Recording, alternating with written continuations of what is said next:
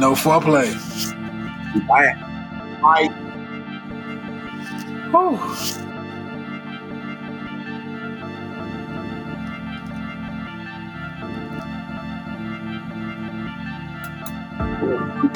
got a mood music for y'all. Look, you always got to like set the mood with some music. Even though, I feel weird as fuck not being able to say from the bowels of the West Side anymore, man. I guess I moved on up. Live from greener and gentrified pastures. Ant made a joke saying I'm gentrified. Gentrified. Him and Swag Surf.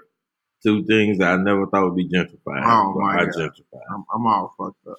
Listen, man. You thought the whites was gonna leave Swag Surfer for us?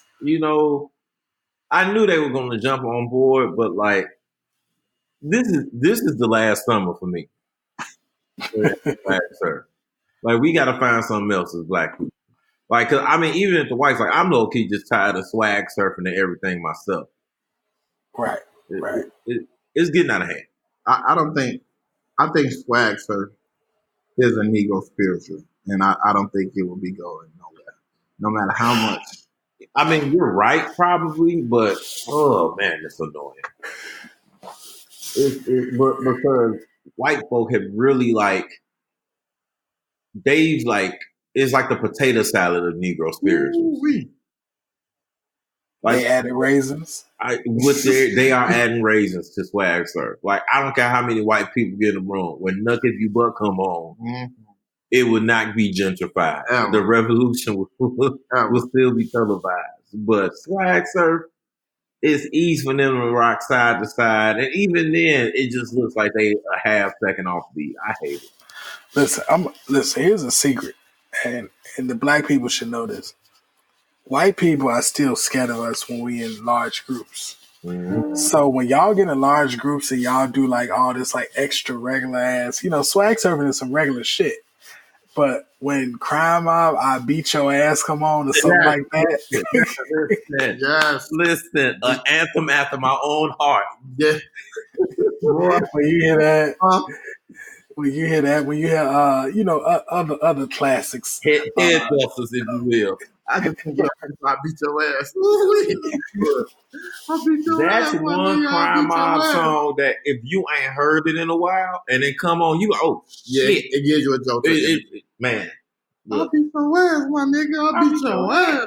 Because you can't play that in the car with your crib. Like, Nuck If You Buck, like, you can play in the car with your kid around a little bit until, like, get real deep into it. But, like, I Beat Your Ass comes on, like, unapologetically. Yeah.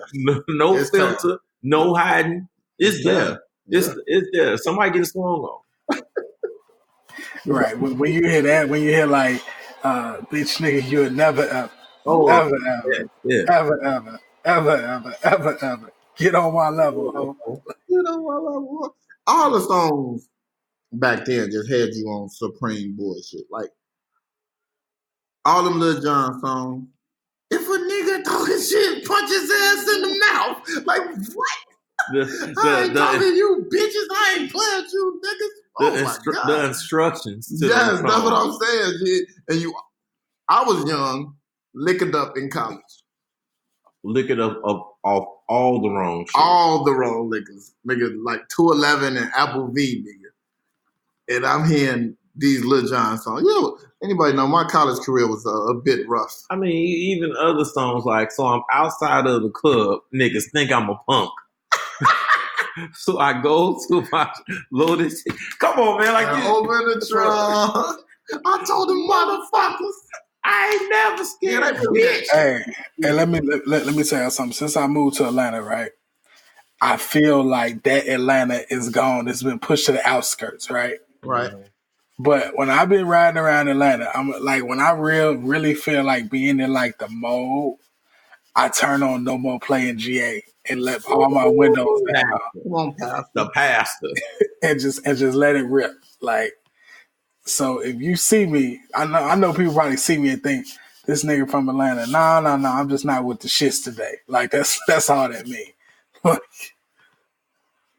yeah, man, I like old Atlanta music over new Atlanta music.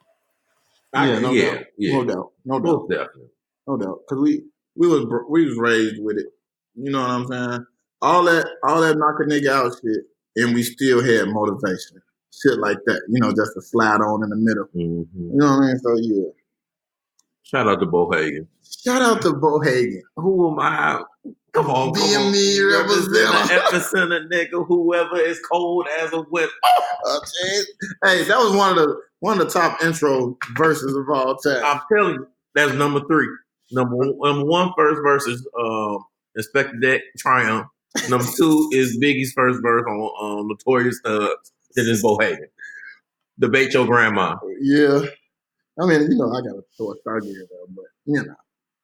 I'm gonna pull up on a nigga bitch in my bitch. What's up, Dion? I don't even know what he's talking about right now. Like, we just talked about some of the greatest verses in rap history. You know he was going to slide something in there somewhere before, man. I'm just saying. He said he go pull up on a nigga bitch in his bitch whip.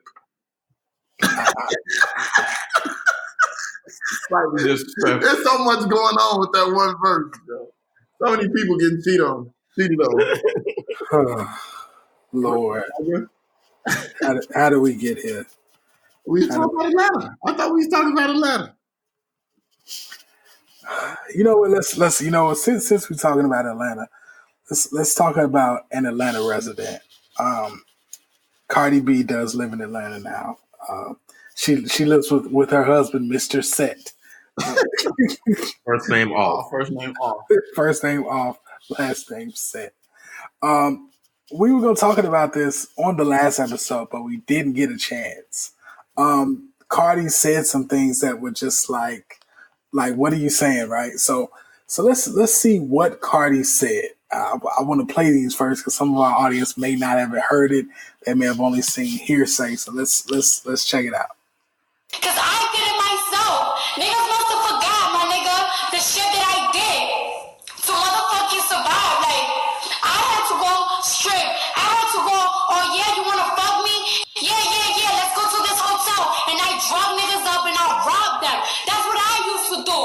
Nothing was motherfucking happening to me, my nigga. Nothing. So that's the first clip.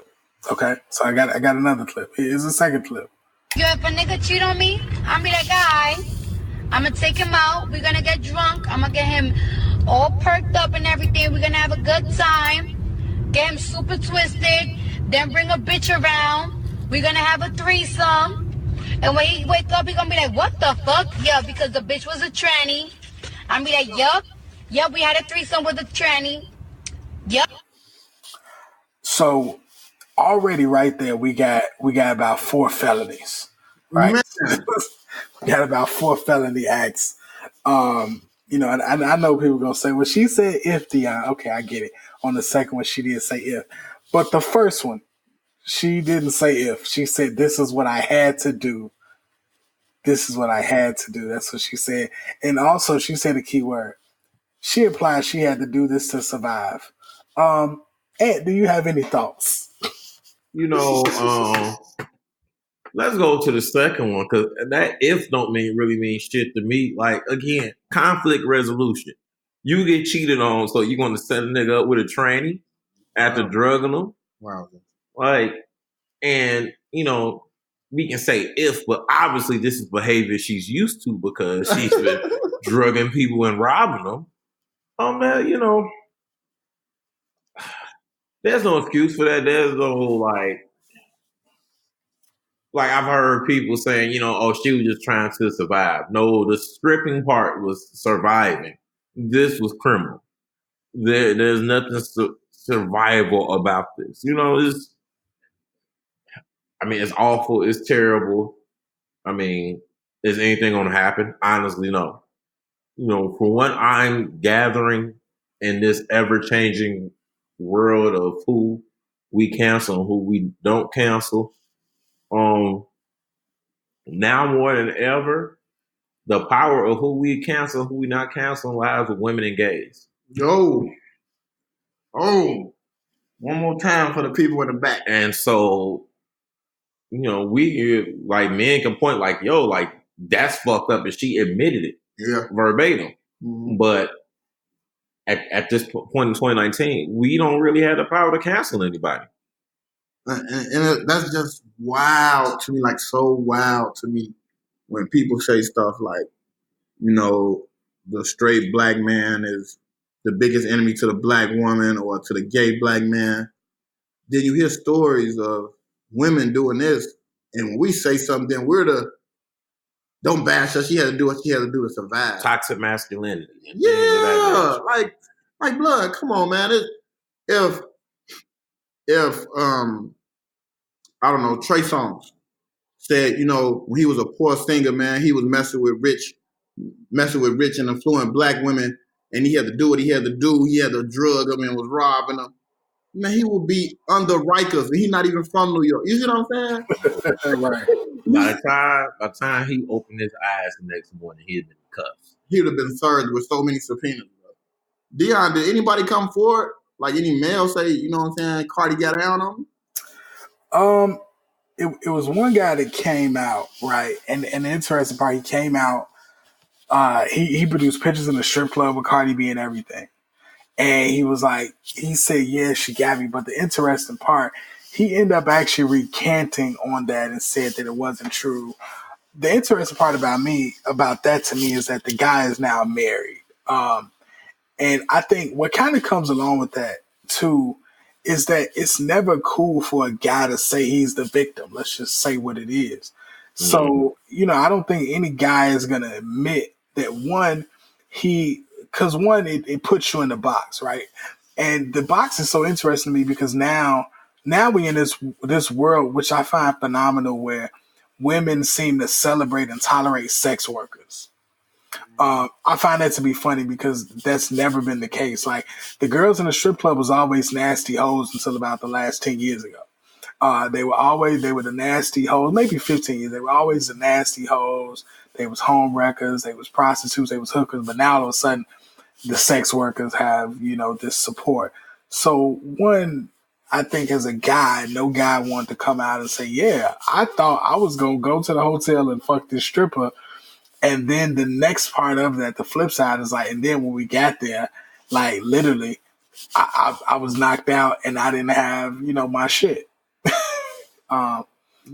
That's a hard pill to swallow. But the funny part is that it happens. You hear about it often, but the only thing is you don't hear about it with like regular niggas. A regular nigga getting put to sleep and losing his money ain't gonna really be no big thing. But I believe if I'm not mistaken, and like definitely that's something that happened, especially in New York.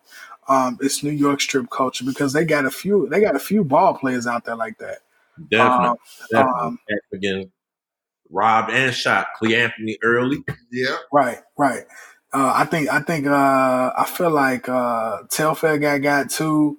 Yeah. It's the thing. Like you take some girls back, and that's what happens. And I think the funny part is women think that men supposed to have this coming to them, like which is another flip side. But go ahead, Fresh. Like I just don't get it, bro. Like people want all the equal rights until they're not the rights that they want.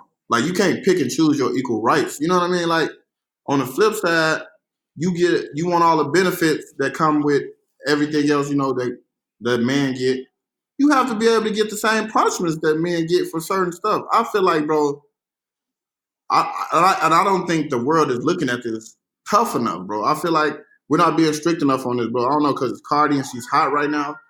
But I really feel like this needs to be dissected a little more. Like, I just can't see any male rapper saying this. Like, bro, all Rick Ross said in the lyric was, put Molly all in her drink. She ain't even know it. And he had to apologize. And got dropped from Reebok. Yeah. And that Reebok deal was worth $1 million. Right. But he lost 7 figures over it. And she's like, her movie deal ain't get cut. She's still about to be in this movie. Ain't no show stop. Ain't no age. She hasn't missed a beat.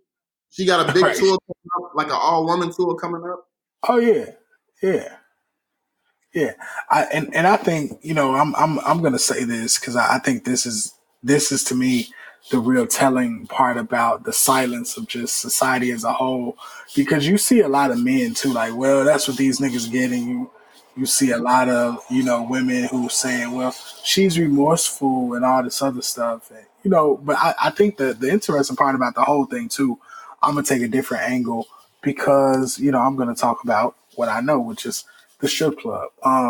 The strip club is an interesting place, and a lot of women came out and they were like, well, those men solicited her. That's also not how it works in the strip club. Trust me, in the strip club, as a man, with that many women walking around and men, most guys who end up having sex with a stripper are not actually asking the stripper. The strippers, I mean, I'll say it, I'll be blunt about it. The strip club is a place to sell pussy. It's a pussy market because regardless of what you see on the internet or hear in your shows, your average stripper ain't making a lot of money. Um, and that's just a fact of the matter. You have some girls who make more, but a lot of times those girls are doing extras. I'm also going to go into, like I always tell y'all, I've been saying this from the beginning. Y'all may not have been following Cardi a long time. Cardi has always talked about shit that has been similar. She's like this particular joint was on public. That was on Instagram Live. She said this. The thing I find funny about it is that Cardi has always talked about who makes the best tricks and who makes the best johns. She's always said that. She said disabled men, fat men, they tip the best. They are, and y'all know what a john is, and y'all know what a trick is. So, and the thing about it is, the strip club she used to work at, there's also been prostitution busts there as well. So I just say all this to kind of say the dynamic of the strip club that these people work in, these type of things are happening. It's an exchange. But the thing that when that happens, it doesn't say, oh yeah, it's okay to be a victim of being drugged and robbed. That's never okay for anyone to do it. If it's a fair exchange, since y'all are such champions of sex work at this point, if it's a fair exchange, then you hate to say it like this, but get that man what the fuck he paid for. Like, don't be at a point where you're like, well, I don't want to, but I gotta rob him. I gotta put him to sleep. I gotta do this. Like, all that's crazy to me because in the history of time, and you've seen this over and over, a lot of your crimes that originate from the strip club do involve all sorts of things, whether it be pimping, whether it be sex trafficking, whether it be prostitution, whether it be solicitation, whether it be a stripper finding out too much and then getting someone robbed at a later on by somebody else. So you have to look at all of those possibilities and think, if she was that blatant to say on a live that she drugged niggas, that she robbed niggas, that she would get her friend that looks like a woman but got a dick to rape a nigga. Think about everything that she's possibly been in, and her crocodile tears and saying she been through a lot and did it to survive. That don't affect me at all, because then at that point, are we at the point where you about to give the nigga who robbing at people at fucking point blank? Are you gonna give him that same courtesy? Oh, he had to survive. Like, no. Oh, he's eating oodles and noodles last night. It's okay. Right. So, I'm not here for the double standard when it comes to that shit at all. Like, I think she foul as fuck, and I'm not with the shit. Like, I promise you, I'm not with the shit. I think it's crazy as hell that people would even let that shit ride. Yeah, I'm definitely not feeling it. Like, that's really my thing. I think we're not looking at it close enough, bro. Well, people don't want to look at it close enough. And that's the thing. And I think people too are making the mistake of, when they're trying to argue this like against Cardi, they want to link into R. Kelly, and it's like, no, you don't got to do that. Let that shit be on its own over there. This shit foul enough on its own where you can argue your case that this bitch foul without having to even mention R. Kelly name. Now, I got a question, and I want a real answer from both of you all. Mm-hmm. If this was Lil Mama saying, she had to take these type tactics to survive the mean streets of Brooklyn, what would we be here talking about? Here's the thing. I think there'll be enough outrage over little mama. Like motherfuckers, like man, look at her face. Probably so. And keep it moving. Well, that just lets me know Ant's out of here. Look, I'm gonna tell you something. Hold on, sidebar. Ant, look at your phone. Google Little Mama and look at her most recent pictures. But anywho, maybe she got cute. I'm sorry. Yeah, I mean, look, Little Mama, she definitely popping right now. But what I would say to this, if this was her, I would be like, yo, like she got to get locked the fuck up too. Like, she ain't got nothing to lose. She ain't got nothing like that. Lock her ass the fuck up. I'm sick of her shit. Running on stage and shit. Now look at you drugging niggas. We should have been counseling Little Mama. That's what I think it'll be. This kind of goes back to just random when Ant say, cute niggas don't get women don't file sexual harassment suits against cute niggas. Nope. Right. I mean, yeah, that's true. I mean, listen, and we say this all the time, and we talked about on the show, I feel like, we'll say Brad Pitt will never get the charge. There's a lot of niggas who never get the charge. But the funny part is, when those niggas get charges, it's always wild to me, right? Because and it's usually the downfall of their career. Because Nelly got a couple sexual assault cases pending too, and I'm looking at Nelly funny in the light too. Like Nelly, got a lot going on, bro. Yeah, I'm like Nelly. If you get convicted, nigga, I got to end you too. Like I can't go. But I'm like Nelly. Two different instances, 2 different states. All involving you with women while you was on tour. And the crazy part about Nelly, he kept his girlfriend through both of these charges. I don't know what the fuck is happening. Maybe she was dead broke. I don't know. But that shit is wild.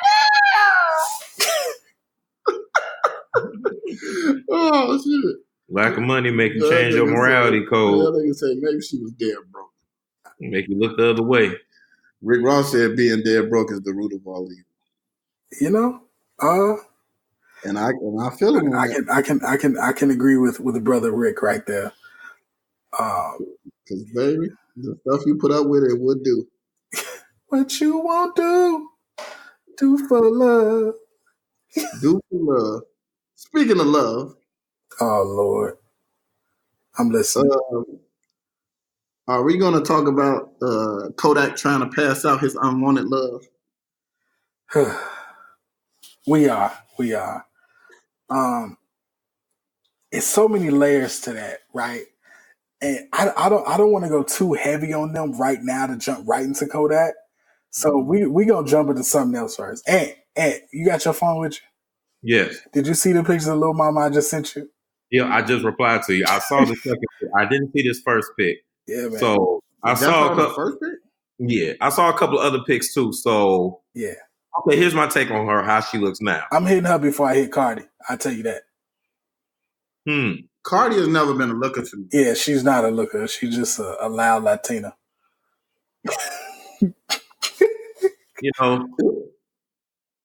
I hate to say this, but I think I might disagree with both of y'all. Like, you'll go with Cardi? Yeah. And it's not so much Cardi is fine to me. It's just Little Mama ain't doing a lot for me. Like, she looks better in these pictures. She ain't ugly. So I retract my ugly statement. But it's like, she's just a solid ass 7 in these pics to me. Okay. Yeah, acceptable. You're entitled. I appreciate it. See, America, you can disagree with your friends. And not be a hater. I don't understand what... See, women, see how we did that? What's so big now? If I don't agree with your opinion, I'm a hater. You do know we're not going to agree on everything. Well, I think, first of all, too, I think people sabotage that shit by going out their way to disagree just for the fuck of it. And then to get reactions from people. So that kind of tanks that shit, too. Yeah. I know a lot of people who just go out their way to disagree. Like, bruh, what are you saying? Like, 99% of the world can't be wrong. And you're the only smart one who knows what's right. The pics Dion said, I would buy Lil Mama a drink at the bar. I would. So let's not, we ain't that far. No, we ain't that far. Lil Mama definitely get a drink at the bar. And if y'all see her in the show, All American, she would definitely get a little bit more. She got out that pool. I didn't even know who she was. Oh, she on All American? I didn't know that. Yeah, she on All American. Okay. She on 3 episodes. So fellas, something else happened, right? Something else happened in the world. We need to address it. It's men. Are y'all ready? I'm gonna play something. Ready. Okay. Bring it. All right. Okay. Cool. Here we go.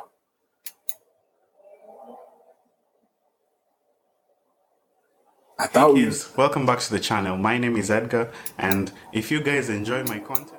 Oh man, hold on. My bad. That wasn't it. But what I do want to talk about, we actually gonna get right to it. So when we were looking at there's a show called Second Chance. There's a show called Second Chance. Second Chance, as we know, it's weird because it comes on Snapchat, right? And there was a woman who actually hired her and her boyfriend were on there. The show is, people having trouble in their relationship and we want to, give that person a second chance or whatever.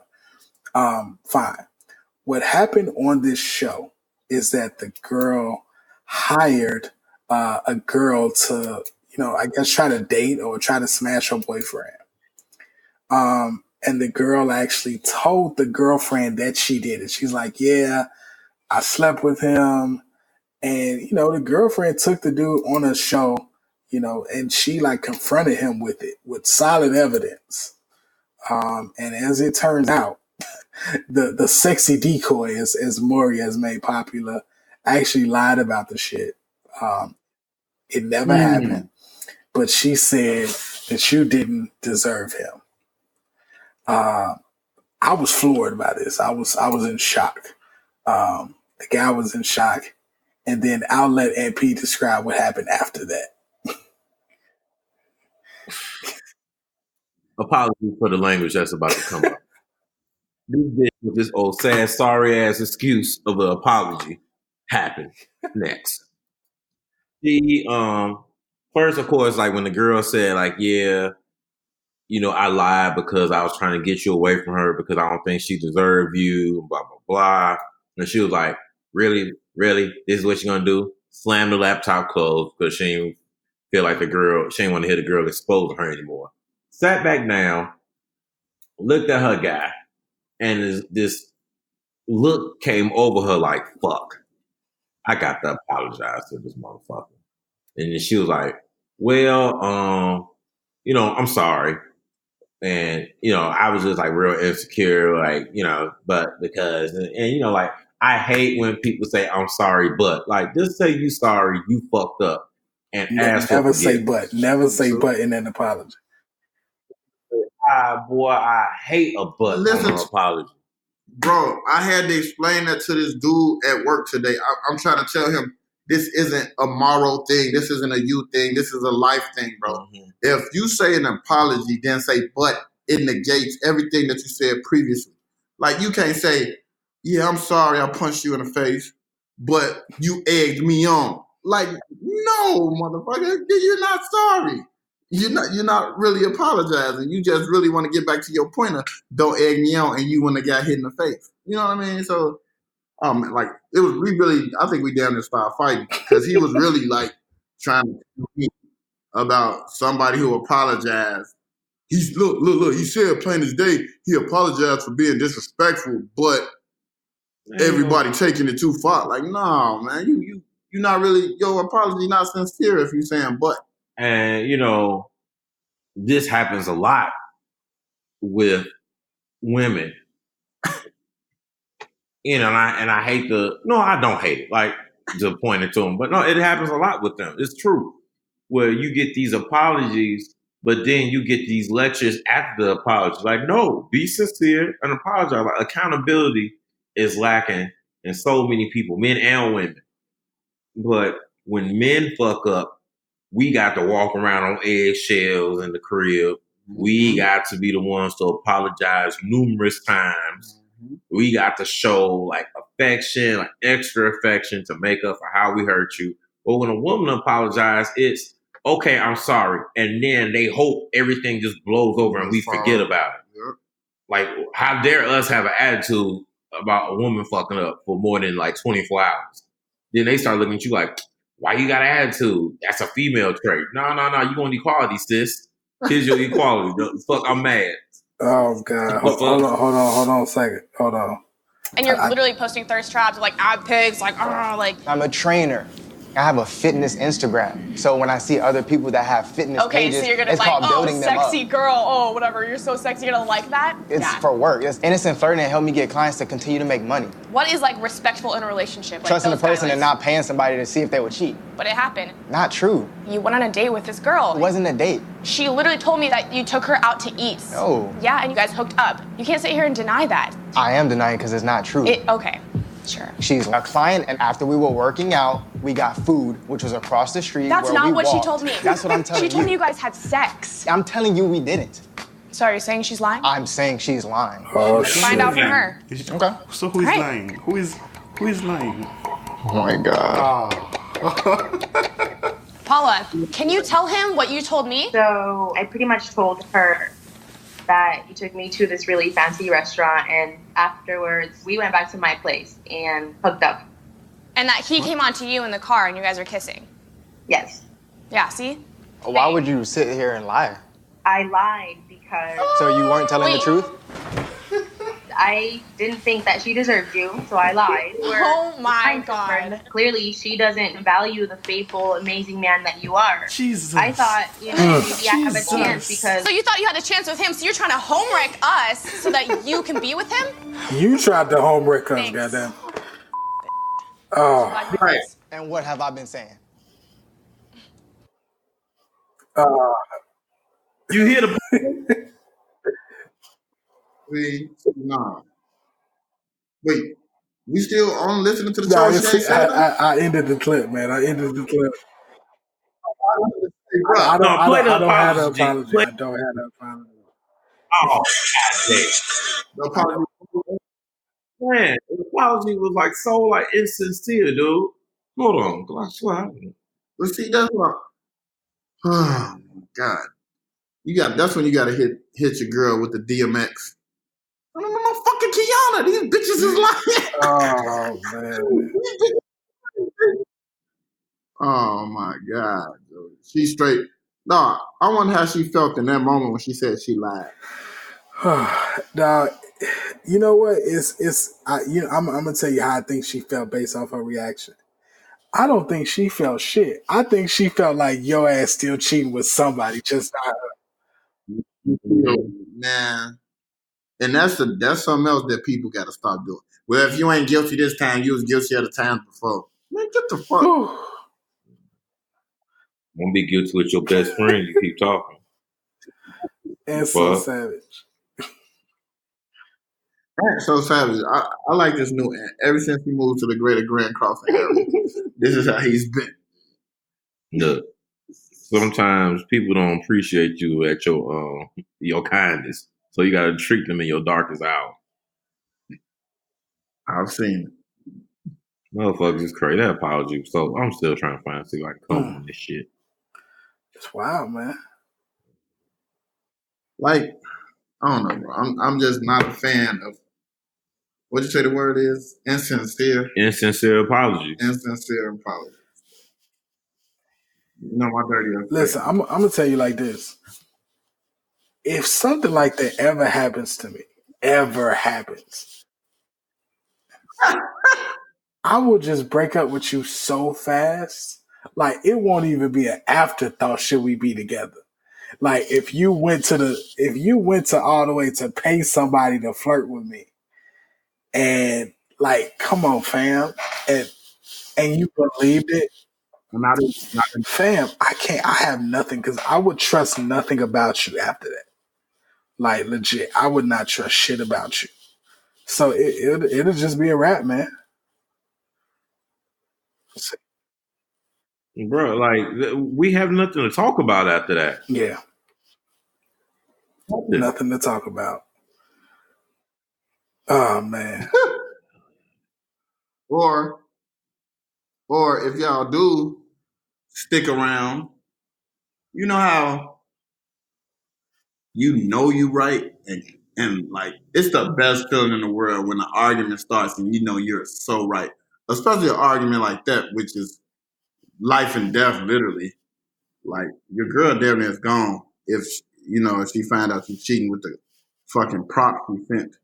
But to know you're innocent the whole time and this lady is making this up, it got to be the best feeling to know that I haven't did nothing here. My name will be exonerated. Like, man, please. I'd have been smelling like a motherfucker. You owe me on-demand head for the next. Man, you know how much shit, short, I'm about to drag you. Yeah, like when Martin sent Gina to do all that stuff when she got the boot on the car. Times 10. Hell no. Like, I'm about to go tell you to pick up my to-go order at Parkway. Like, that's how mad I'm getting. My food right behind Douglas. If you make it, you make it. I'm just disgusted. But okay.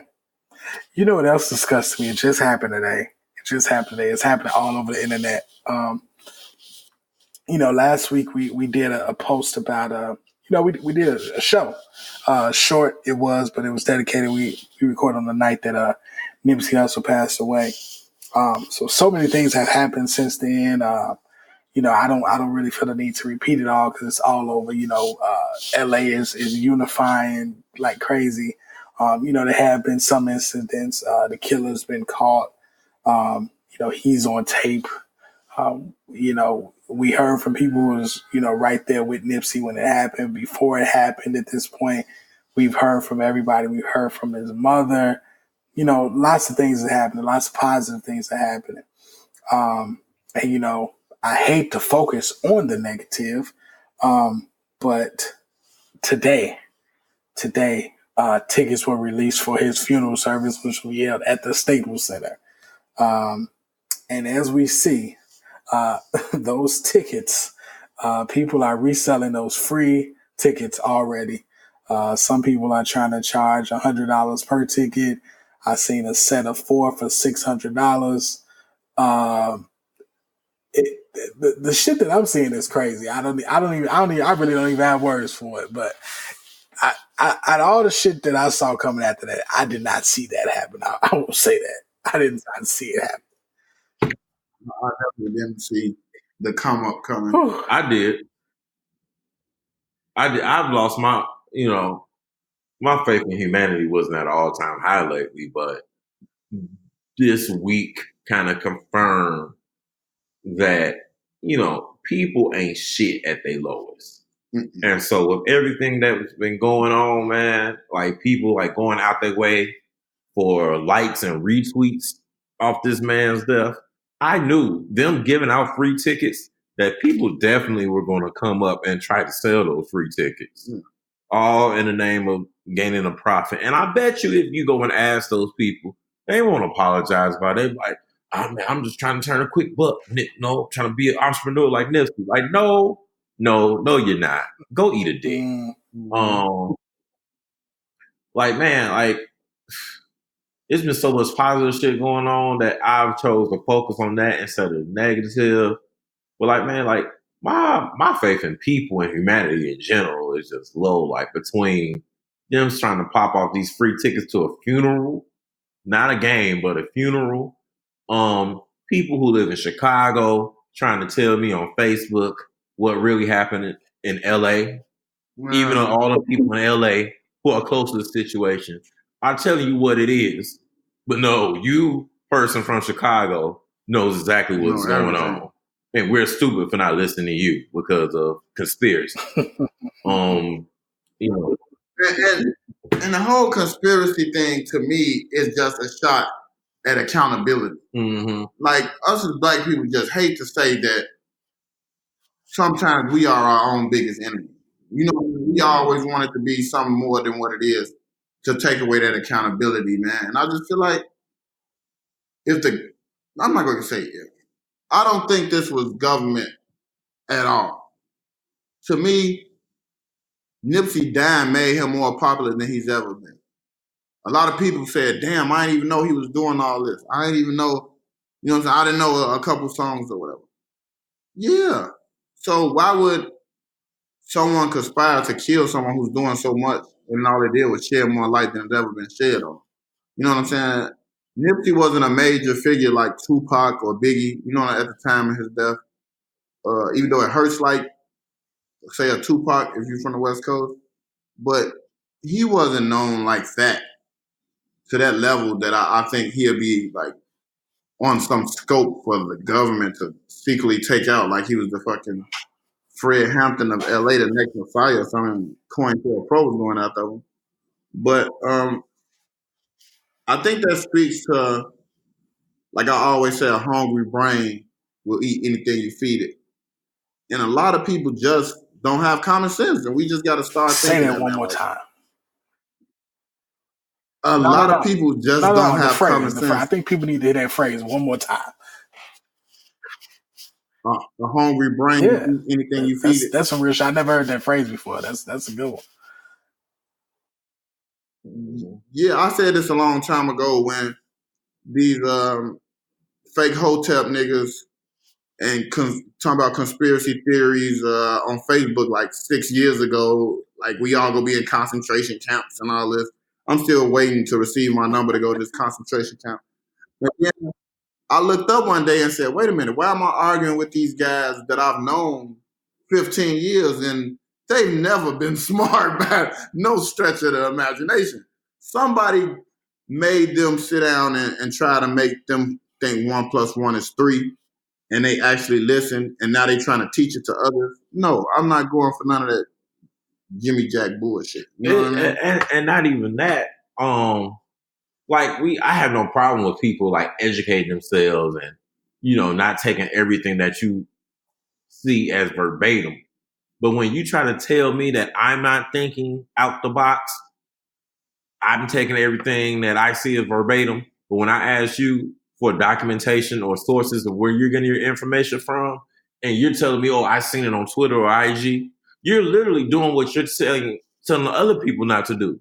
Mm-hmm. Taking what you see and running with it. With no like sourcing, no credible evidence. You just like, oh, it sounds good.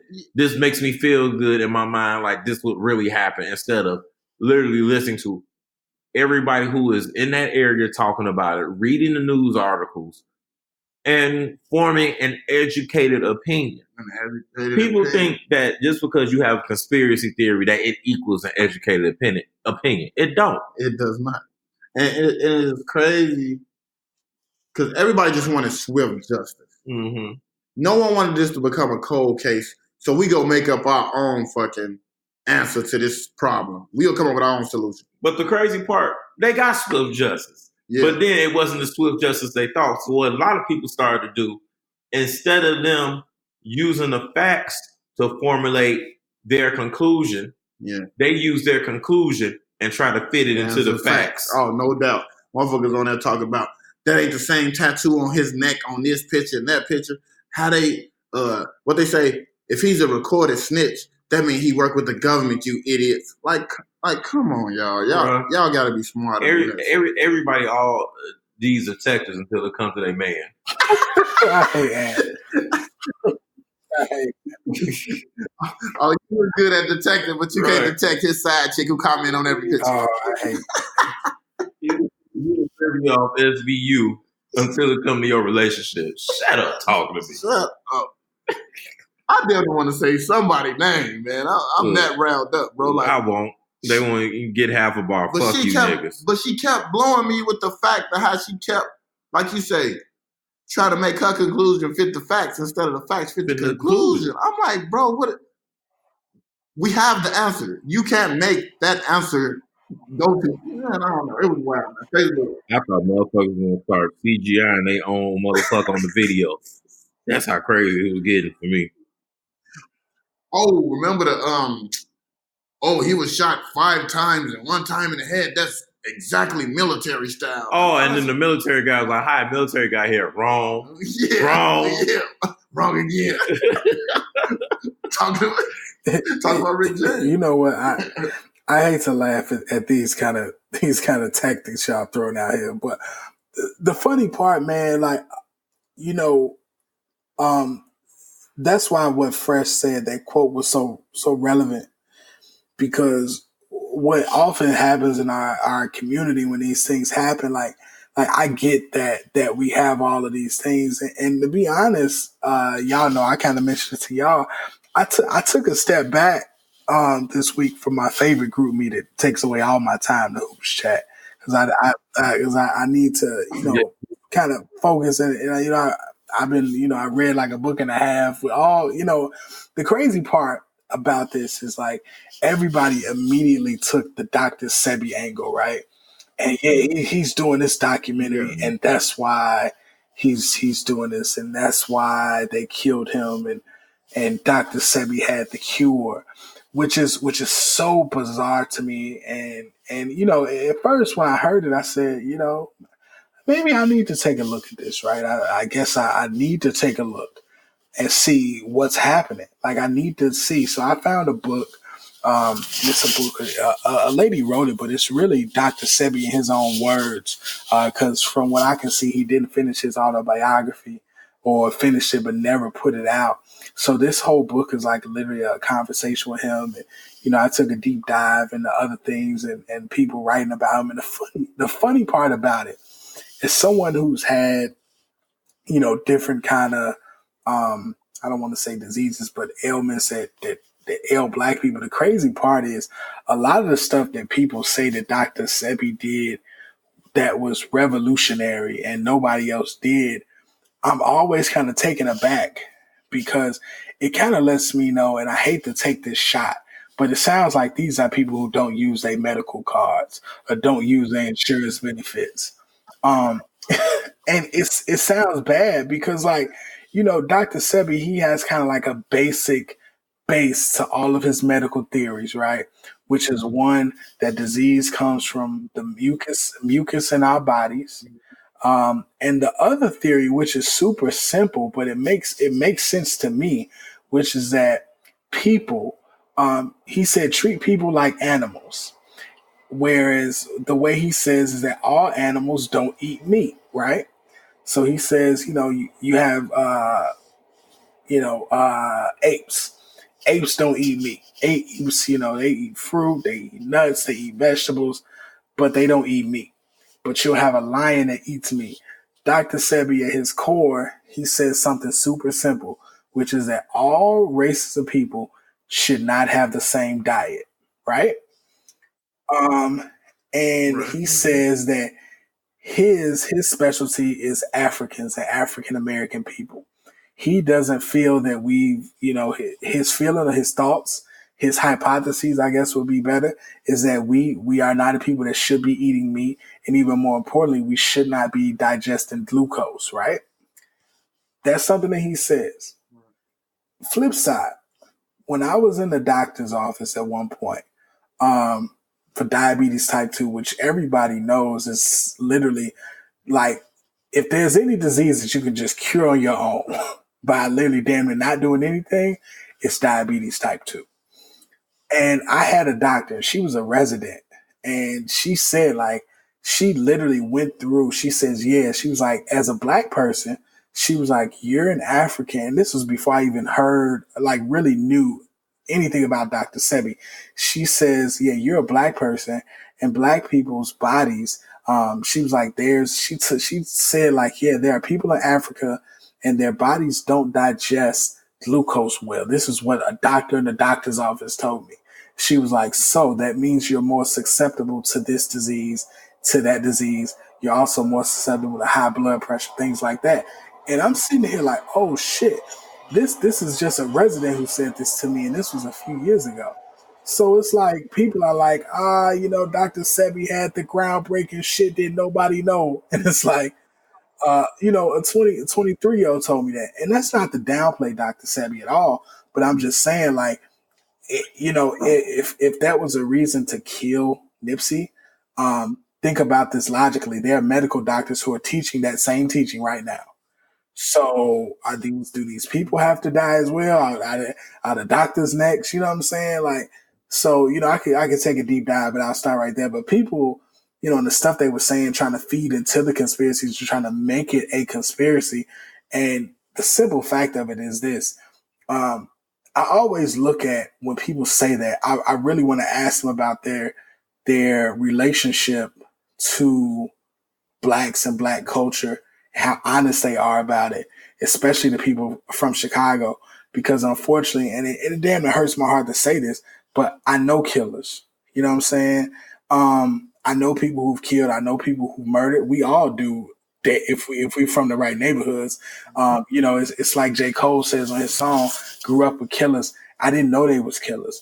And you look up and you see like, oh shit, this person killed that person. This person killed that person. So now we have this rhetoric in 2019 where we feel like just that crime don't happen. And we feel like that these police forces are in our neighborhoods wearing black men suits, shooting other black men. And it's like, I hear you, right? I don't want to say that this is impossible. However, I know more niggas that have shot other niggas than cops that are dressed in a black man's bodysuit killing people. You know what I'm saying? So all these conspiracies that we try to sneak in there really, to me, just undermine everything that's kind of really happening and the things we need to address. And, that's not to say I don't want them to have 0% of light, you know what I'm saying? Because the government has done so much shady shit to our people throughout history and continue to do things. But I think, trace it all the way back. They planted enough of a seed that at this point they could be hands fucking off. And one other thing I throw in there about Dr. Sebi that was super dope, because I feel like his ideals about life may even be more radical than his health ideas. In his book, in the book, it's called 7 Days in Osha Village. He's very adamant about not really being fond of Black Americans, some certain actions of Black Americans. He says there's no race of people on the earth who have more leaders than Black Americans. And he said all the Black American leaders did was talk. He said he said, it was just so many of them. They all talked. They just didn't. And he said they never took the right steps to mobilize the people in the right way. And I think that's some real radical shit to say when you think about it. He said he took certain things to Elijah Muhammad, Farrakhan, about the diets they were pushing on people. He said nobody acted. And he said black leaders didn't preach health to the community. They preached wealth, but they didn't preach health. But yeah, I'm gonna stop right there because I don't want to sound like it's an infomercial for Dr. Sebi. But yeah, I thought that was super interesting and probably a little more deeper than the health shit that he was really on. So yeah, stop the conspiracy theory shit, fam. We ain't going. Please stop the conspiracy theory shit. Because to me, it's a cop out. And, like I said, just to deal with accountability and people not wanting to use their brain. Like, I think that's the best way and easiest way to just say, it's a conspiracy. No, bro. I feel like we should get all our facts in order before we say that. I mean, any other conspiracy we had, it pretty much came out. I mean, the Black Panther Party was infiltrated. That came out. You know what I mean? Maybe if we wait down the line, we'll figure it'll come out. I don't know when. People want to be the first to break the news. Yeah, but I mean, we live in an age of information now. How could we have got dumber since the 60s? Breaking news. Just think about that. We live in an age of information now where people are more dumber than the 60s. Because with less accessible information, you were forced to research more. Now we're more accessible. It's made us lazy to a degree. True indeed. Just Google one thing and we done. Mm-hmm. Like, oh, this look good. I'm running. Yeah, you're right. Because niggas ain't reading no books no more, Chief. None. Include me. Joe, I just found this out. And to all our listeners out there who listen to the great No Foreplay Show, if you own Amazon Prime, you can download Kindle and read so many books for free. Bro, I never knew that. I'm reading all kind of comic books. I done sent Kindle all to my daughter in St. Louis. Like, huh, baby, go read anything you want to read. Like, she had my password anyway, but now since we spreading this knowledge. there's also an app. There's also an app called Hoopla, and Hoopla links to your library card. And library cards are, damn, they're still free. They like $5-10 at the most. But if you have Hoopla and your library card, if your library is a member of Hoopla, you literally can listen to music for free. You can literally like check out books on that joint for free. Like all of that literally to that app on your phone. Like it's no reason at this point to be deprived of any knowledge. But then again, like it's no reason. It's all out there. Definitely. But speaking of Brother Nip, young Kodak. I don't even want to spend too much time talking about young Kodak, but Fresh, I want you to introduce young Kodak because he's in the news again. So Kodak is in the news again for being Kodak, but at some point, when do you say someone being themselves is still wrong? Like Ant go Ant, but that don't mean it's right because it's Ant because he's been doing it for so long. The shit just been fucked up for so long. So that's how I feel about Kodak. People think it's more the same, but it's still all fucked up. And so basically, we get right to it. Kodak, I'm not going to, well, yes, I am. I'm going to say, if you're a man, Kodak made a joke that, you know what I'm saying, that is comparable to when Big Red walked in Jimmy's funeral and told, on 5 Heartbeats, and told Jimmy's wife, anything you need, just let me know. I'm here for you, Eleanor.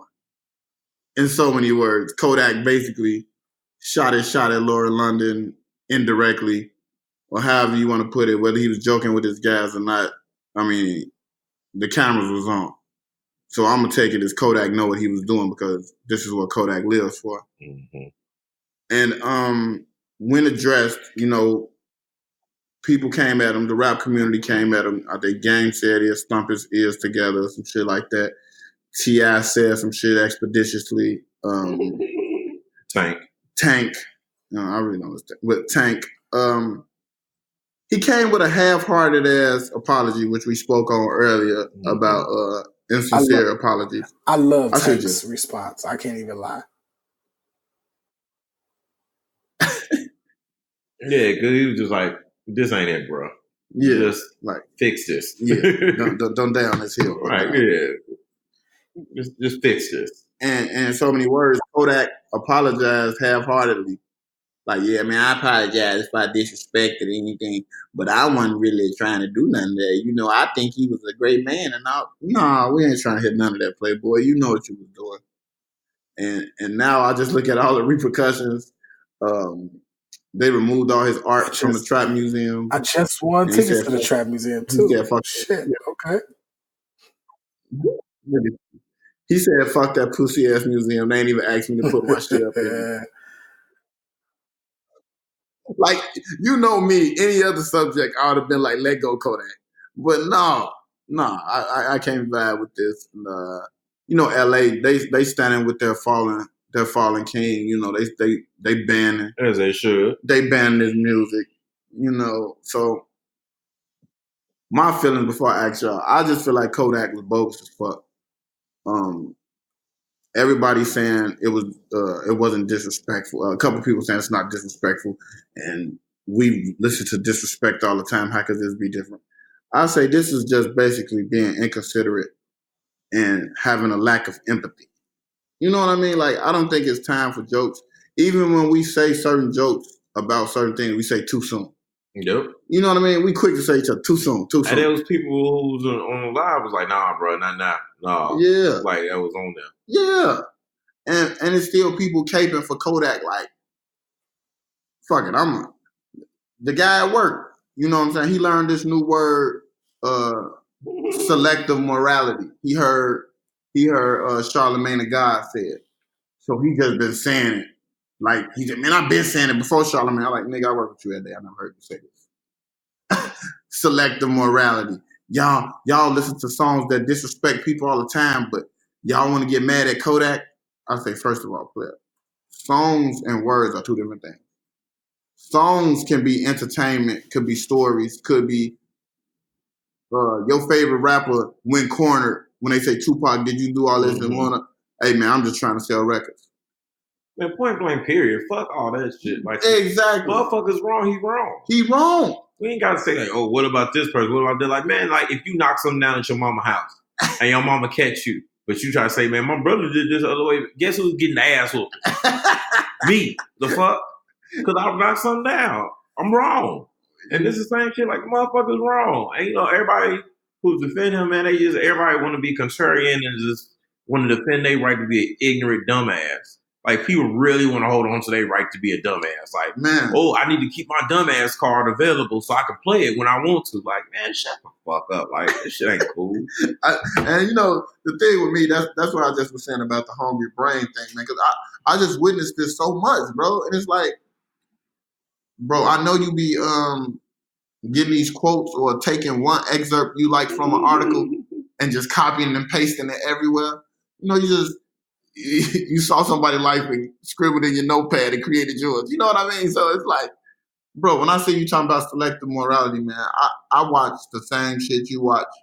I read the same articles you read. So I know when you saying quotes, just like he tried to throw the whole, Kodak said something about he don't mess with black women if they darker than him, and he tried to mess with Young M.A. The only reason why we all in the uproar is because this is a woman attached to a man. We don't take up for women. I said, hold on, Mr. Jacks. like, bro, don't come at me with this Billy Jack bullshit. You might can pull a wool over another person's ass. But I know this quote comes directly from Twitter, and these are not your words. So don't try to preach. Don't try to preach these words like they're your own to try to gain some clout. I don't know, man. Like Ant said, man. Like I'm getting fed up with humanity. You know what I mean? Tell me, man. I don't know, man. I was real pissed off about that, man. But how y'all feel about this Kodak situation? I need to know y'all opinion. I'm going with Dion because I know. I'm low key happy that it happened because now it's giving us a real, I won't say a real reason, but now it's giving all those people who were kind of on the fence about Kodak, like, yo, y'all need to have some dignity about yourselves. And I'm gonna tell you why I say that, because essentially, me personally, I canceled Kodak personally after the second rape sexual assault charge, right? And then the interesting part, I canceled Kodak, and I was like, all right, I ain't fucking with Kodak. And, you know, it would be weird. I remember a time where I played No Flocking. Like, it literally came on accident. And I distinctly said to the girls who was rapping every word, I said, like, I mentioned Kodak's cases. And they said, play that shit again.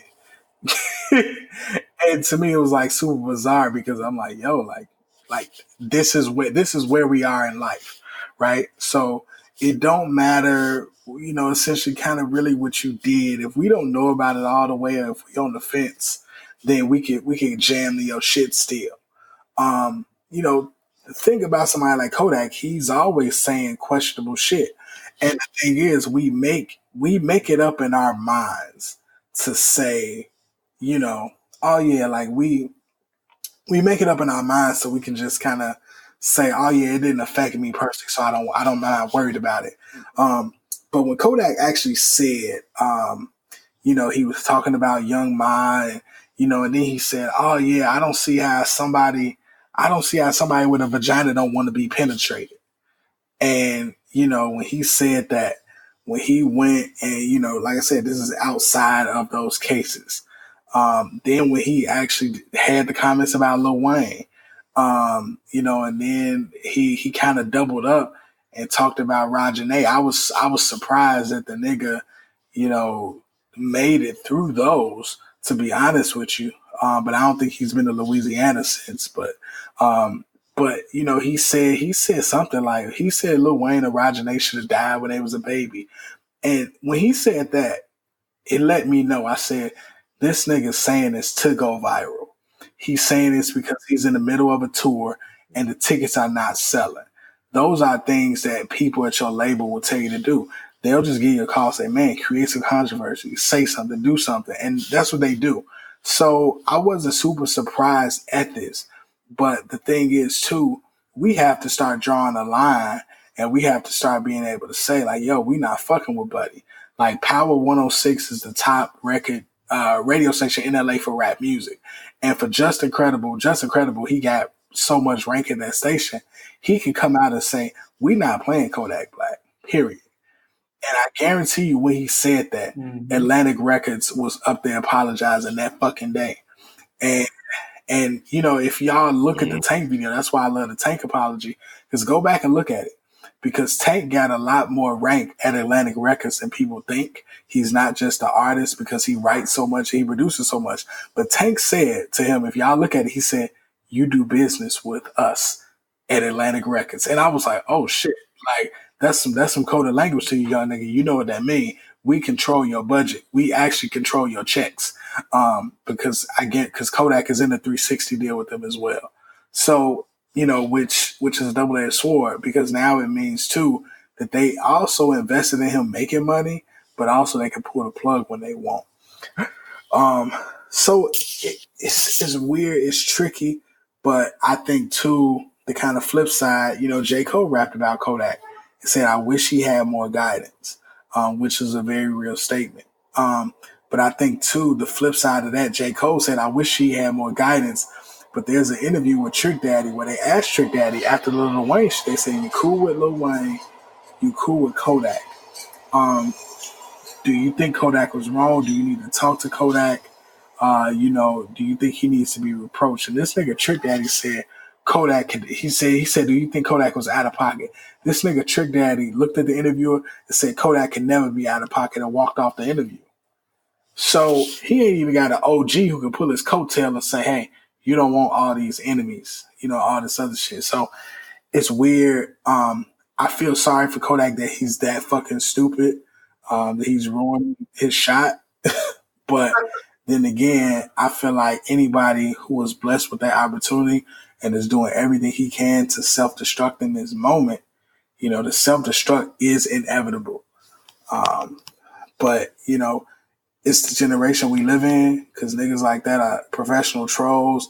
And one thing I'll say, even though the timing, it's no coincidence that he would say something like that on live. And also in that same token, all his West Coast tour dates were finished at this time.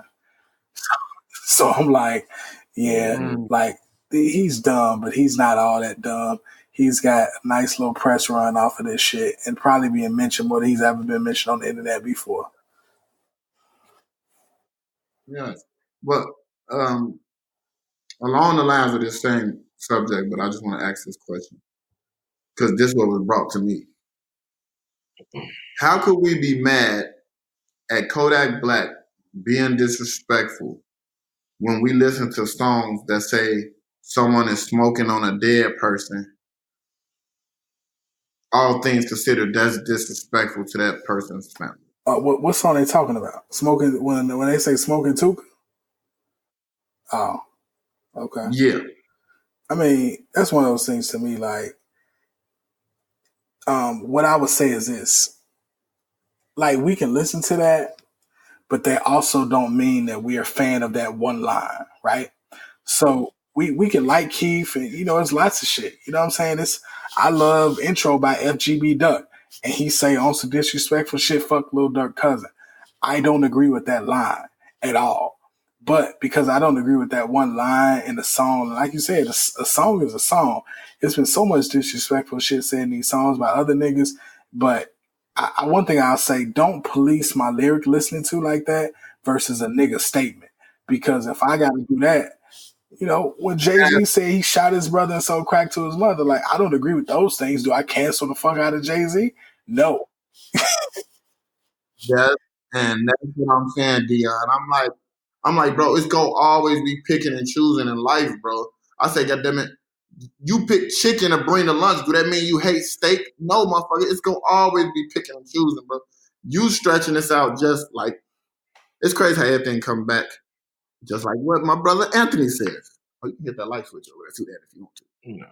It said, you try to fit your conclusion. You try to make your conclusion fit the facts, and that's what was going on here. Somebody tried to make their conclusion about the selective morality with the facts of this boy being disrespectful. And you just trying to switch it up with some other shit. Like, man, lyric, like you say, don't whatever you said about my lyrics. Yeah, don't watch right. Don't watch my lyric listening like that. No, fuck you, Jack. Yeah, man. The number one song, Buzz Down Tatiana, that's disrespectful to women, but y'all still listen to that. I like, if you want to be Sharif off Minister Society, you go right on ahead. And you know, if you want to do that, that's cool, but be Sharif all the time. You know what I'm saying? Like, yeah, man.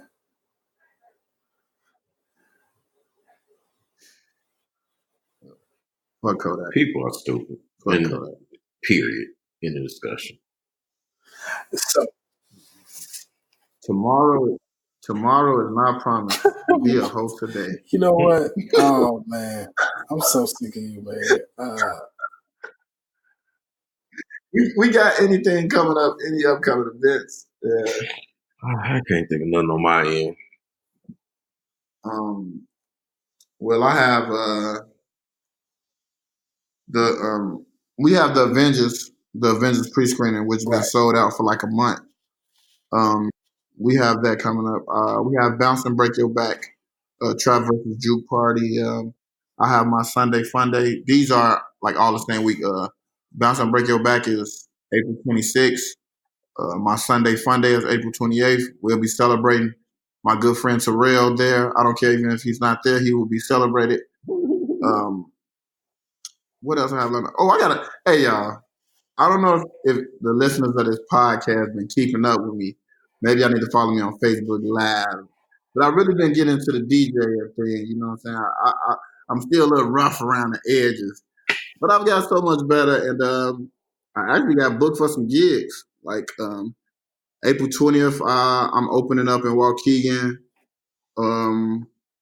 I got a couple Wednesdays for Way Back Wednesday. And also I have a party at I think I'm opening up for, we having a We So Chicago party I'll be opening up for. So yeah, man, I'm just trying to keep it moving, man. Work. Dion, you know, oh God, yeah, Game of Thrones. The Shy is back. You know, for people who, the Shy is back. It's dope as hell.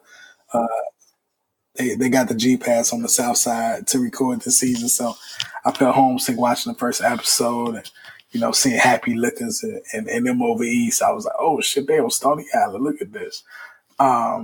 So yeah. One thing I will say before we get out of here. So my great uncle passed, right? So my great uncle passed actually today. And the crazy part, I know everybody in my family, you know, they're sad, they hurt, things like that. And I get it. But I'm like, man, I've had the kind of opposite feeling because, you know, this is a man I've known for, you know, 36 years of my life, you know, and the thing about him, so his name was Isaiah Wilson, and the family always called him Dump. And so just give me a moment to kind of memorialize him. Dump was like, to me, he was always the man. Like we was little, when I was little, people kind of know my story, kind of like the way the family was. I was kind of like the first boy, kind of like the oldest, and definitely like, you know, my grandmother's first grandchild. So I would just always be around and in the house, and Dump always stayed with us. And that's one thing I think is kind of dope. You know, he lived to be 93. Dump always lived with family. Like the back half of his life wasn't him going to no home or nothing like that. He was always either with my grandma, my auntie. And the crazy part, so, you know, we would always talk, and he's the one who kept all the kids, which I think helped us because we was young. We had an older man to kind of guide us, look after us, you know, do everything, feed us, you know, all that type of shit, man. And you know, a lot of times, you know, just the way life is, you don't normally see that. You know what I'm saying? You normally see a lot of kids who, you know, are strictly under women's supervision. So that was kind of cool to see. when we was young, especially when I was little, I had a nickname, Big Bubba No Trouble. And, he used to always call me that, man. And then what was so funny, he would always call me and I would always come and he would always talk. And then it was funny because some of my other cousins, who were under me, they were like, man, Dump used to hit me with the belt and all this. I'm like, Dump, why didn't I remember you hitting me with the belt? He's like, cause you always listen. Um, I would be young and he would have me eat like alligator serpent bread. That's how you know he was from the South. Everybody from the South had somebody who had alligator serp. But yeah, man, he just lived just a full life, man. Always a stand up dude. Like everything he ever said that he was gonna do, like he literally did it. Like literally. And he's seen so much, he's seen so much with the family. He saw a lot of people get hurt. He saw people pass. He saw family members get in trouble. And I never really saw him like waver in any way. Like I never seen him be too emotional, but he would always be expressive at the same time. So it would always be like that strength that you look for from a man. And I always thought that was like super dope, man. So, I know people in the family are kind of like, oh man, they feel sad and things like that. But I'm like, man, we got to celebrate him as a family, celebrate, the life he lived and, the legacy we have of him.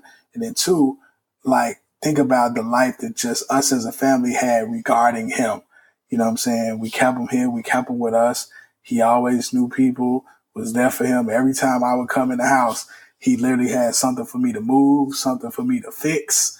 And I would go back and see him. He was like, hey, you gained that weight back you lost. Oh, I see you losing weight. Like, he was just always super stand-up dude, man. So I think, like I said, that's a cause for celebration for me because one, the last time I saw him when I did come home, he was in pain.